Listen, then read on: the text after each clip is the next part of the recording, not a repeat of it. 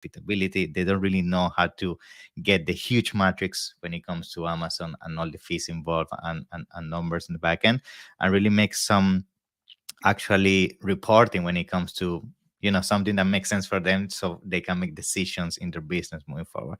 And that's where Sam tool is amazing for that. So that's why I wanted to bring Sam on board today, because I want to talk about all the things that are key when it comes to reporting and how tools such as Makeshift can really be the solution for you.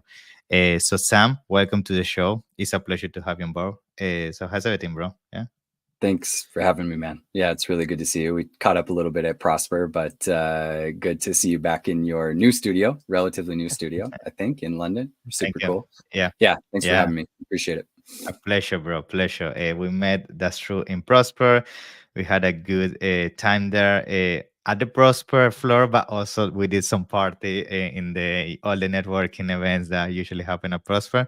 So it was a very good time to really get to know each other. And I feel that's what Prosper is about. I mean, for all those listening and watching this episode, I always invite people to go to events. I feel that especially in our community, we Amazon sellers and entrepreneurs, like we always stuck on an office behind a laptop. And I think those are the small opportunities that come, every couple of weeks that you can go out there and meet other like-minded people, which I think is super important. Yeah. So let's start with you, Sam. You have a very interesting background, and I want to start with a little bit about that, like introduction about who is Sam and what made you, found your company.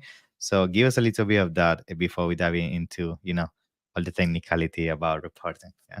Yeah. I mean, there's a lot of threads probably to pull on there of what led to this moment, certainly. But going back, I met actually my co-founder, Todd Vanderstel, in Colorado here about 8 years ago. At that time, he had just exited Amazon from Amazon headquarters in Seattle. He was working on the vendor side, primarily textbooks, as well as headphones and AV accessories. He actually built the hands off the wheel program. If anybody's familiar on the vendor, the 1P side, which is Amazon's end-to-end supply chain automation. Yeah. And one of the little jokes we like to make is Todd is now making up for all those sins and those the pains that he caused by creating that system. And one of the ways he did that was helping build agencies and helping brands on Amazon directly.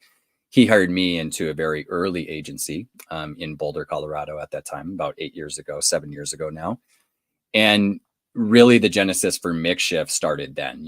Todd and I always kind of had an intention to build software. And what we realized is we were solving those problems we were running into as an agency very naturally, kind of skunk work style. A big part of that was just data flow. Back then in the nascent stage of the APIs as they were then, it was really hard to get data out of Amazon. We were doing everything manually, pulling down reports, exporting them, trying to save them, crying when the structure changed or something broke, trying to scale an agency from 10, 20, 50, 100 clients and doing reporting and analytics consistently at a high level with good quality, but also really feeling like we had a handle on the data. When we were walking into the calls, we wanted to know what the heck was causing change, what was actually driving and contributing to changes in the accounts. And so we had built some tools for ourselves even back then that ended up really becoming kind of the basis for Makeshift and the platform that we have today. How we built Makeshift, kind of over the last 5 years was mostly doing data as a service, just helping agencies that maybe didn't have that data analyst internally or an engineer to be able to tap into the APIs, build out a database or a data warehouse backend. It's hard, and that's not usually, something that an agency owner even would want to endeavor to do. And if they do, they find that it's really hard, and so, we really dedicated ourselves to figuring that out for agencies. I think along the way, after building, I say it jokingly, but I think I probably built over 1,000 Looker Studio dashboards at this point. And I'm not being facetious. I think that's a legit number. For a long time, we just thought we couldn't build reporting into a platform, because we really thought the BI tool was the answer. But in time, we realized three big things. One, Looker Studio, Tableau, Power BI have their own limitations. You Hmm. can't control that experience in there, and often you're kind of dependent on their support. If something goes Yeah. wrong or breaks, very hard. Like Looker Studio and Google Data Studio back in the day were not supported pretty much at all. Like you had to go to a Yeah. community dashboard. Really hard for us as a provider then to be kind of the pass through if something broke. Like it just didn't make sense to scale. Like as you were bringing a lot of data into those platforms, it often break. And I think Yeah. there's a tipping point there. That's a challenge. And then 3, I think there's limitations of the UI. Like there's just things we can do in our software that we couldn't do in Looker Studio that provide a lot of value. Things like Yeah. transforming the data and tracking, new versus repeat customers and first Hmm. purchases, doing a lot of like, just the things that you couldn't manipulate and do within the confines of those BI dashboards. And, ultimately we just saw a lot of patterns. Yeah. We had a pretty good perspective and opinion on what we wanted to deliver as reporting from our agencies. And we started to see those trends and patterns in all the dashboards we were building. And so 2023, we set out to kind of build our native reporting solution in our platform. It Hmm. was really kind of the tip of the spear in the sense that we knew people needed this support, because even if we gave them a custom dashboard in Looker Studio or wherever, there still was this maintenance issue. They didn't have the person internally that could just run with it, until you get a little bit larger and you can hire that person who is not like a revenue producing, Yeah. head on Yeah. your squad, right? Like Yeah. that's a hard call for agency owners to make that hire, and it's not a profit center for them. Yeah. Yeah. And so we set out to build it. Our whole thing, Vincenzo, too, as we've discussed before, is like we want to help agencies operate better. We want to build Hmm. operating systems. One of those big things is reporting, because we just knew how painful it was every month to be pulling data and trying to format And reporting and do it again and again without tough. any kind of scale. It was and it's a huge time suck and not a big value add. And it wasn't, allowing us to work on the things that really mattered for our clients. Yeah. So that was, like I And said, most kind of of the the tip of the time, spear. just to make a parenthesis, because this is a funny thing, we spend so much time on reporting, and most clients don't even read it sometimes. You send the report, they don't even care. So it's like it's such a waste. But yeah, continue. Completely. And you also have the flip side, which is then you have also the client that wants all the data Every and all single the details, KPI. Yeah, I and you know. can't, and you give them everything. And then you also have questions coming up constantly Hmm. that you aren't able to get out ahead of, which is why actually we can talk about it in a little bit. But in our latest iteration of our client portal, what we call Share Center, Hmm. we gave the ability to basically lock down reports to previous periods as view Okay. only. So the client can't see, like, if you have month to date or week to date data, they're not poking around in stuff that, number one, hasn't settled, by the way, because Amazon's attribution is still happening both on ads and on They sales. start So comparing and all of that. Is yeah, I know. it's going to look horrible when you compare week over week when the data isn't, fully attributed, right? Like, and so we built in some of these features that we learned. Again, some of the limitations of the BI dashboards, we just really were paying attention a lot to how we wanted to support the agency to client interaction. Like that's really where we live.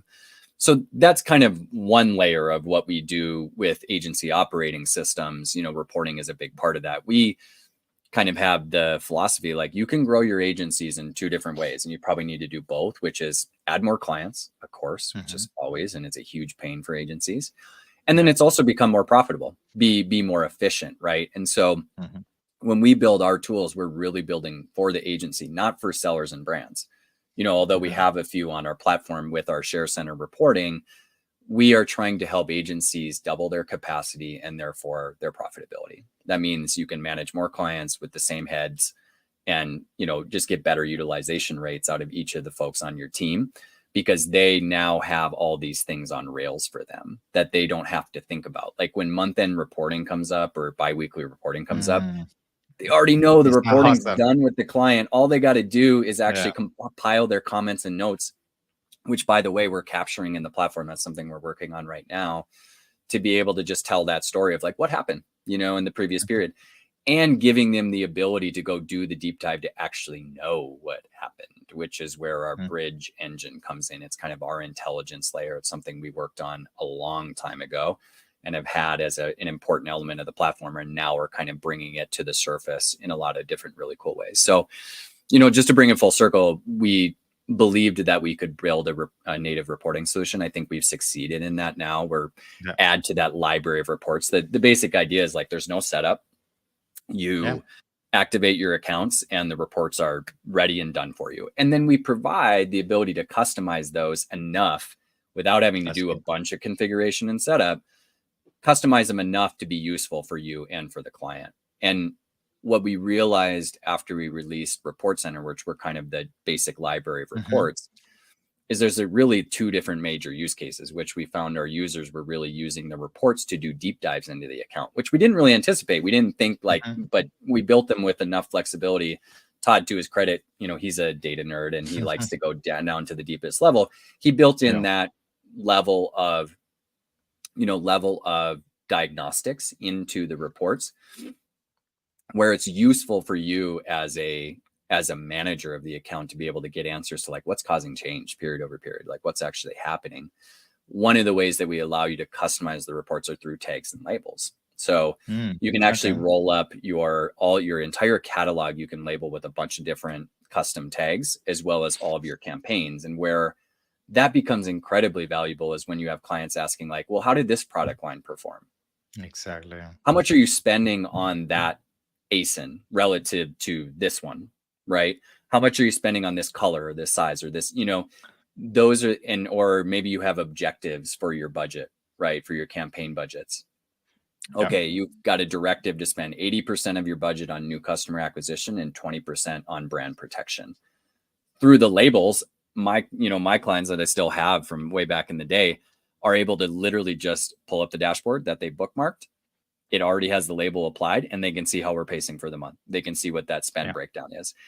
It removes so many questions that I have to field in email because we've already organized the data in the way that they want to see it without having to spend all the time to build that custom dashboard somewhere in a BI tool. Right. I think it's super. I think, the potential and that you guys bring to the table in terms of customization is so important, because that's another conversation I always have with sellers all the time. That when we talk about reporting, they say, okay, but why do I need reporting if I can just download, and this is crazy, I can download the Excel from Amazon. I could just see the figures and try to make a sense on my own. It's like, and that's crazy, because first of all, the data Amazon gives you, and you know that all the Excels are a mess. Like the way the labels and everything, you cannot really make any sense. And if you don't really put everything into a dashboard, it's very complex to really make any sense. And we're gonna try to get with this join retail and ad data, right? Like to actually combine if you want to get tacos reporting, difficult, right? Especially if you want to go you have to do it on your own. Yeah, exactly. And I think to some extent, I'm not saying that's like made in purpose, but to some extent, like sometimes Amazon hides certain KPIs to not make you really see the fact that sometimes you're really underperform very bad, or make you pull the decision, what, stop Amazon, right? I feel sometimes there's some gaming around what they share with you and what they don't. And for sure, like when we use tools like yours, that when we connect and we see the whole picture, it's another game altogether. Now, the concern that sometimes people have, and that's another thing I want to bring to the table, is the limitation that sometimes this API may have, because I know there's some limitation in terms of how much data you can pull, how often, all of that. So from your experience, like what is usually your feedback for people that want to use a tool for reporting in terms of understanding the expectations of so the limitation that an API may have? Because you always have this thing that say, oh, in Amazon it says 1,200, in the tool say 1,198. Why?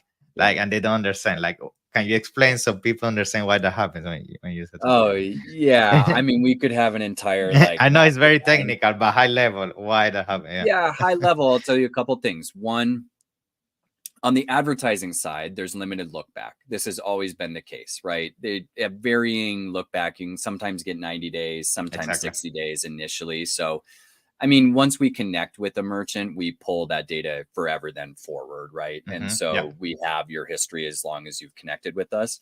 But yeah, there's a limitation there. I'm really surprised they haven't actually opened up at least campaign level data Yeah. for further look backs. Very strange because it's there. I don't know. I really don't have a good answer for why I they have haven't. I always think about that. It's like, why wouldn't you share it with me? I don't know. Yeah. Strange. So there's one limitation. That's the major limitation on the ad side. Mhm. I will say ads have gotten a lot better in parity to, for example, Okay. comparing the API data to the console. They've gotten better because for a long time they were literally on different data shards. So what we were pulling from the API was not synced up to what was feeding the console. So you constantly have this difference. The other complication that is always true is Amazon, although they wanted to be API first, they've stated that. The reality is they come out with new ad types that they haven't even built the reporting for. Exactly.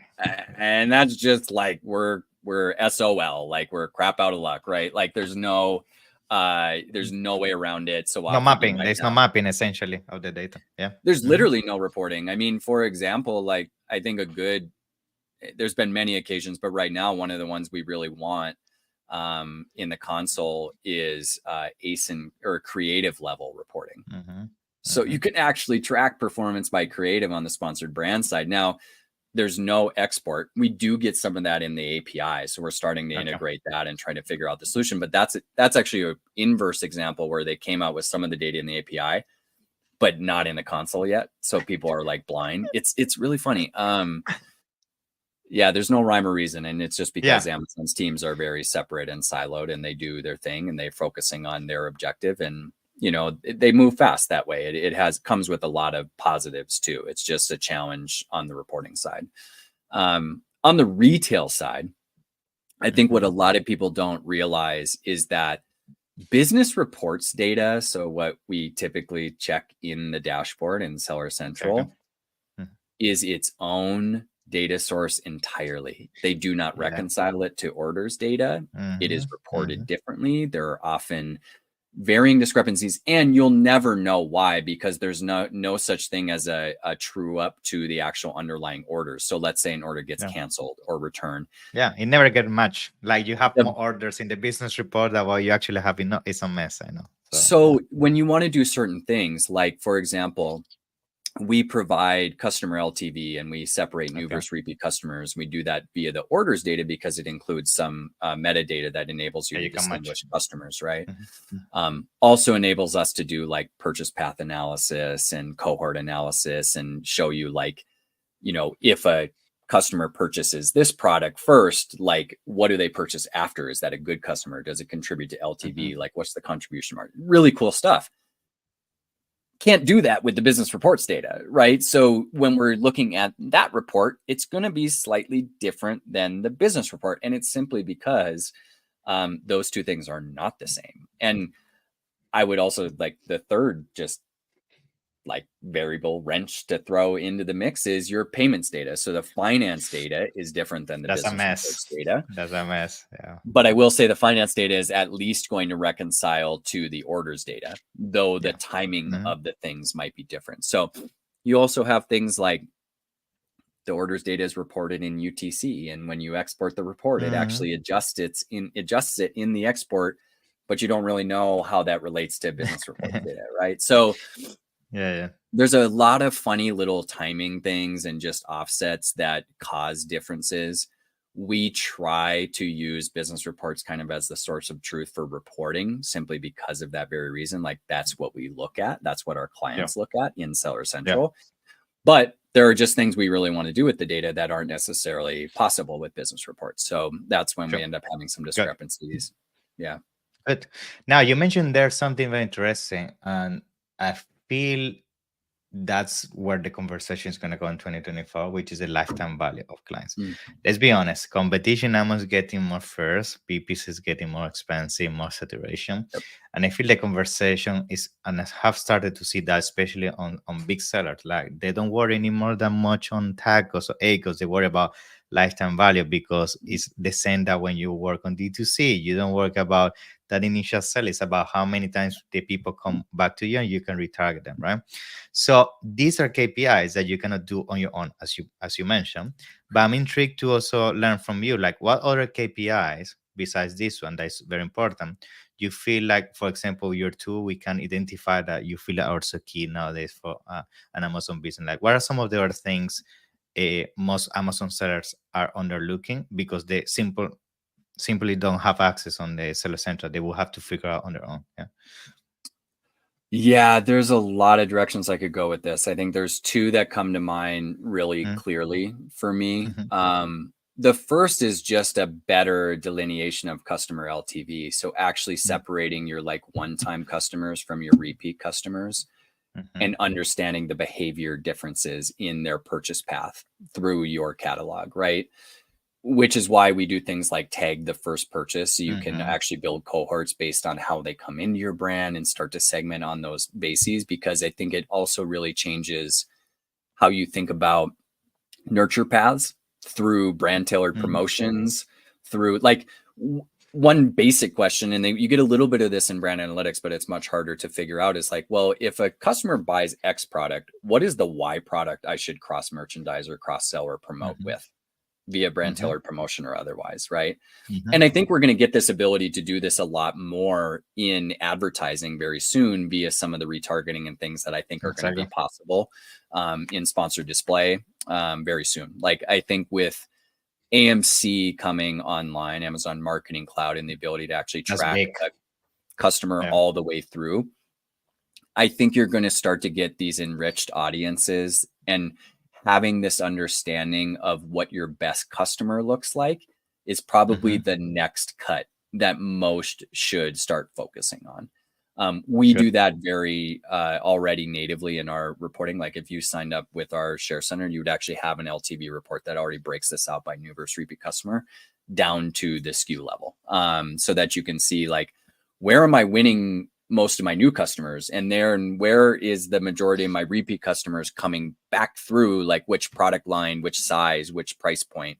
Like we are able to kind of stitch that together. And then we do some advanced analytics for some folks as well, one-offs, where, I think one of the things, especially as profitability becomes such a critical question to answer as all these fees start to stack up on us, the placement fees and all these different things, right?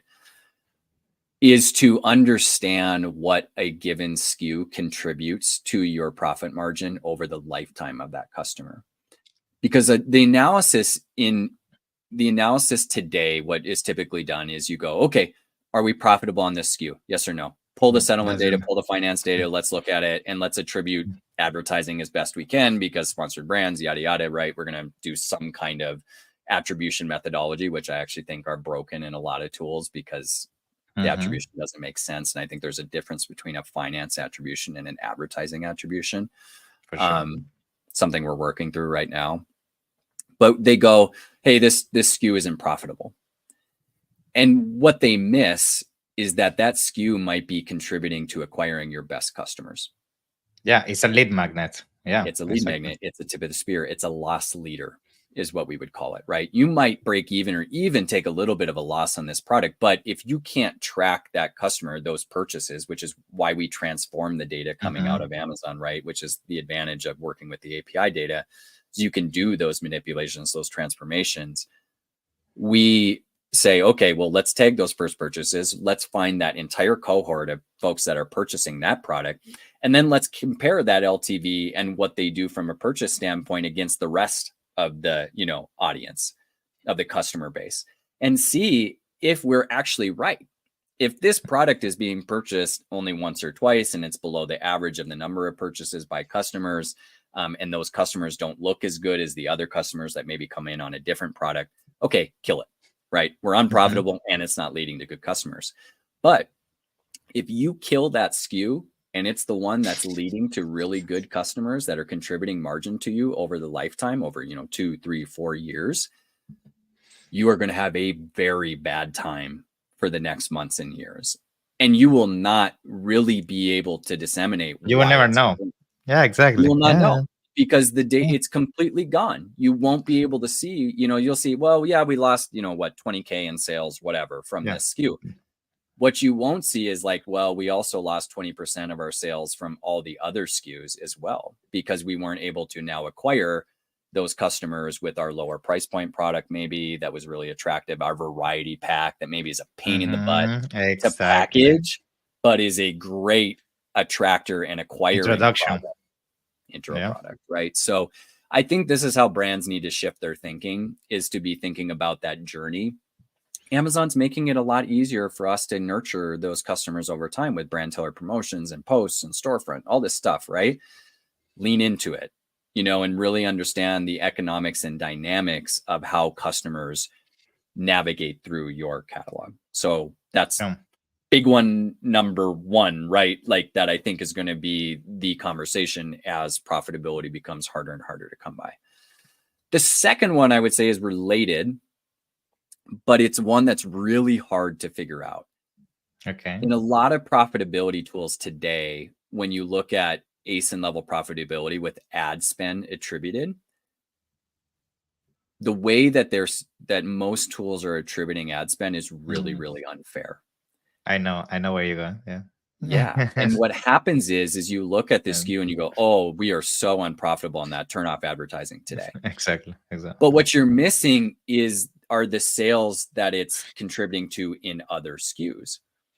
And so you may spend 90% of your budget on this one ASIN that is looking really unprofitable, but it's leading to 90% of your other SKU sales. So even though, and the good news is like for sponsored products, they attribute all of the ad sales, Yeah. right? Exactly. But what they don't do is like with sponsored brands and sponsored display, which has to be Mhm. allocated somehow, some way. I think there's this big miss in understanding like, hey, yeah, that SKU is not great from a profitability standpoint when we advertise on it, but it does lead to Mhm. acquiring these new customers and also selling through to our other products. So I Exactly. think one area of emphasis and what we try to do, we're actually prototyping this right now, is combining what is like advertised ASIN data and purchase product data. And it's getting Mm. better. There's no perfect match. In fact, the data never really lines up perfectly, but figuring out a better way to fairly judge products based on the overall activity that they actually drive, including the LTV and the contribution margin, but also what they do from an exposure, impression, awareness, Mhm. and ad sales standpoint. That I think we like when you are narrowed in and you're looking just at this single ASIN and its activity, and you're taking its ad spend, you're like, we're not profitable on that one. Mhm. And yet you're driving so many more sales for the rest of your catalog. And then you turn that one off again, really hard to roll back and say, what the heck happened after the fact when you turned off this volume that was coming through this, lower margin SKU. And you really see this often too, I would say, Vincenzo, for agencies or brands that are more arbitrage based, right? Like they aren't necessarily building a brand. They've got categories and niches that they really do well in, but they're kind of like white labeling product and, Mhm. or private labeling product, and they don't have a brand to rely upon. So profitability becomes the main KPI that they're following. It really puts them at a disadvantage advertising wise, because they can't take a longer approach and say, hey, Yeah. we're willing to invest in this because we do have a 2-year time span on this customer that we know is going to purchase on average 5.3 times from us and contribute X margin. So we just got to kill that SKU today without really knowing what the ramifications are going to be for the rest of our catalog. So those Yeah. are the big two, I think, that I think are going to be really Yeah. kind of put under a microscope over the next year or so. Yeah. And I think they're huge, to be honest, because I mean, I had so many conversations, especially during, the post-pandemic, when all these people were trying to kill as many unprofitable products as fast as possible because they Yep. had so much overhead. There are all these inventory sitting around, they were liquidating, and a lot of them, they liquid like basically kill a lot of SKUs, and they could never recover overall in Yep. terms of revenue. And when you dive into their business, you can definitely see that yes, you are losing money on certain SKUs, but it's because you didn't take in consideration all the traffic that these SKUs were bringing, because maybe they were number one on certain keywords that Yep. yes, you are paying crazy CPC, but then they buy, let's say you are selling, I don't know, like a water bottle, but then the water bottle made them also buy your yoga mat, and then the Yep. yoga mat made them use your gym equipment, and it's like a chain effect that I feel, to be honest, most people don't consider that, and that's why I made you this question, because I've been going to so many events, and I feel like nobody's talking about lifetime value or how to Yeah. even identify this in the first place. Everything is about tacos, about acres, it's about profitability. But let's be honest, guys. Like, if we really want to build a brand, we need to start bringing our KPIs into the mix. And Yeah. I think the ones you just mentioned there are the perfect way to really steer the ship towards that direction. So super important. Yeah. Yeah. And I think as an agency, like this is a much bigger problem, because Mm, I'm sure you've experienced this, Vincenzo, right? mm, With your clients, agencies' roles are changing every mhm. day. And part of that is because automation and AI are becoming such a large part of what we do.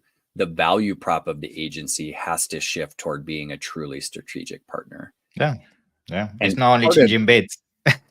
and I think, to put it bluntly, like, you are going to get asked these questions, or you should Mhm, actually be teaching your sellers to think this way.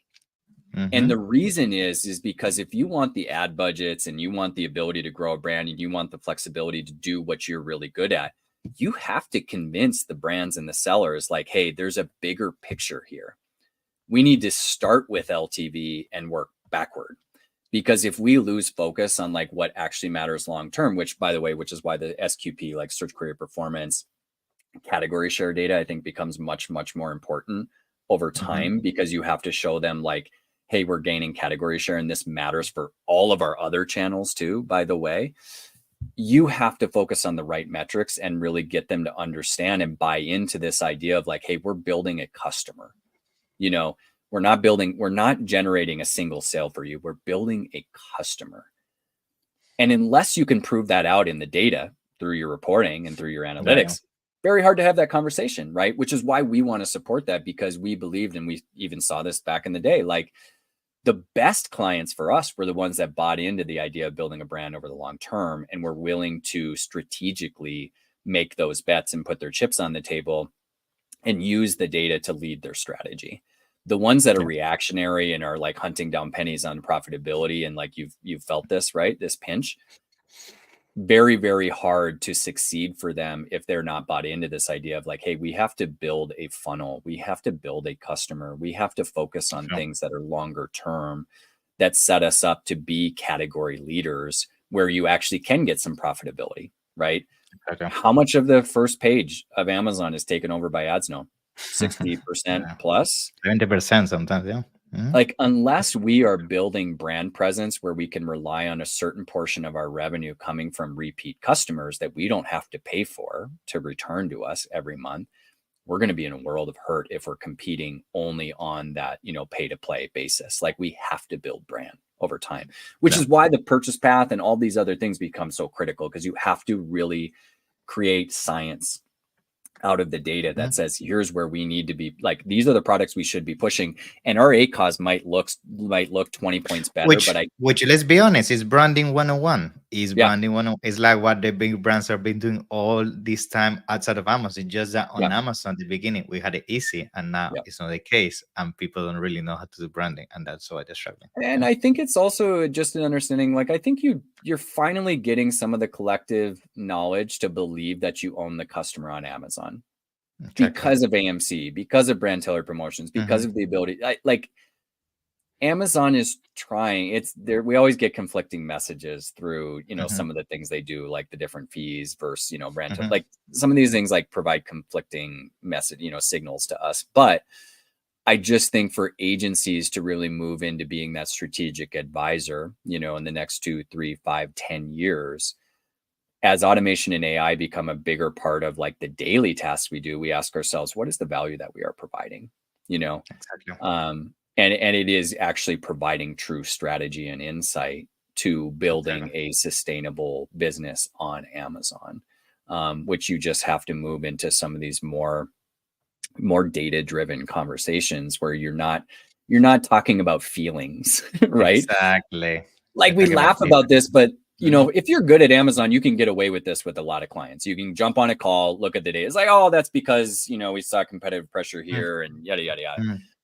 I think those days are leaving. And unless you are able to, you know, duplicate yourself, like Vincenzo, you have deep Amazon expertise. I bet I could put a report in front of you and give you 5 minutes and dump you on a call. And I bet you could do just fine walking through it because you know what things are correlated, right? You could look at it and go, oh, well, it's probably because of this, or and connect the dots. Right. You could connect them on the fly. Not for agencies that are hiring, you know, young folks out of school that don't have like an operational marketing background, which by the way is a totally different paradigm. It's not digital marketing. It is so much more than that. Hard to train for. So you have to put these processes on rails to give them the stuff that actually builds a narrative that is data supported. So you're not putting your managers in bad spots either on those calls. That's really what we're trying to support is like, as you start to add folks to your team, can you loop them into a process that actually helps them feel supported and doesn't back them into a corner with the data every time they jump on a call with a client, right? I agree. Yeah. That's awesome, Sam. So yeah, what a way to close the the episode. I think we cover all the things that honestly had in mind, because I strongly believe these are some of the KPIs and things people should start tracking on their business. And I know you guys can definitely support with that with your company and everything within Makeshift. So what I would like to describe basically to our audience today is how people can get involved, because I know you guys have like a special like offer and everything. So tell us a little bit about how people can start using Makeshift. Yeah. I mean, what we say too is like, we're not trying to work with 10,000 sellers. We're trying to work with 100 great agencies. Right. And so, if you're an agency or a brand too, I think we're actually just releasing something called Share Center, our client portal, tomorrow, which I think gives the opportunity to have our reporting, our out of the box, pre-built, no setup reporting for you. If you just want that as kind of like a standalone and you want to see some of the stuff we were talking about today, for if you mentioned Ecomcy and Vincenzo, just let me know you guys saw the episode, and we'll do $50 per report for any merchant, or $50 per merchant for all of our library of reports, just as an intro offer, if you want to check it out. We also have a free trial of the platform for the first 30 days. So you can check it out. No obligation, see the whole suite. We have a bunch of other really cool stuff in there, including something called our bridge engine, which is a true like contribution to change calculator. We're working on anomaly detection, weekly business reviews, some really neat stuff. I'd love to have you come check it out. Share Center is kind of the cool thing right now that I think just gives you that reporting on rails and reduces all the headache and challenges of, spinning up reporting every time at the end of the week or end of the month. Yeah. Awesome, Sam. So thank you so much. Pleasure to have you on the show. Yeah. I'm looking forward to meet you soon upcoming events. Yeah. Thank you so much, man. Thanks, Vincenzo. Appreciate you. Thanks.